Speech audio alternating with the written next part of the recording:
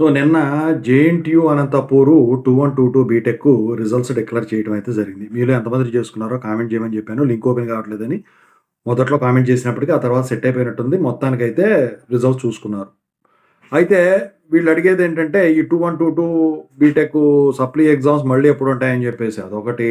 ఇక 1112 BTech సంగతేంటి results అని చెప్పేసి అడుగుతా ఉన్నారు. దాని గురించి చెప్పబోయే ముందు ఇంతవరకు ఈ ఛానల్ సబ్స్క్రైబ్ చేసుకోని వాళ్ళు ఎవరైనా ఉన్నట్టయితే సబ్స్క్రైబ్ చేసుకోండి. ఈ వీడియో లైక్ చేయండి, షేర్ చేయండి. మీకైనా నాతో మాట్లాడాలంటే కాల్ మీ ఫోర్ ద్వారా కాల్ చేయండి. Telugu engineering education Telegram channel join అవ్వండి.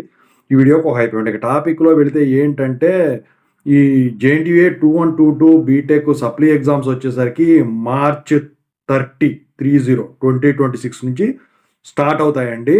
13th ఏప్రిల్ 2026కి ఎండ్ అవుతాయి. ప్యారలల్‌గానే 21 బీటెక్ సప్లీ కూడా ఉంటుంది. 22 బీటెక్ రెగ్యులర్ ఎగ్జామ్స్ కూడా అప్పుడే జరుగుతాయన్నమాట. అప్పటి వరకు కూడా మీకు మధ్యలో ఎగ్జామ్స్ ఏమి కూడా లేవు.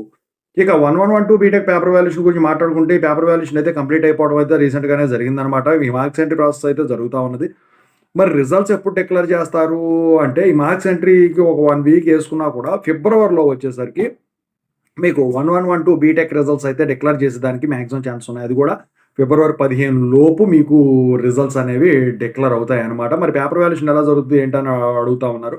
బేసిక్స్‌ది ఎప్పుడైనా స్ట్రిక్ట్‌గానే ఉంటది. అందులో జేఎన్‌టీయూ అనంతపూర్‌ది ఏ సెమిస్టర్ అయినా గానివ్వండి చాలా స్ట్రిక్ట్‌గా ఉంటుందండి. ఓవరాల్‌గా అయితే ఇదండి.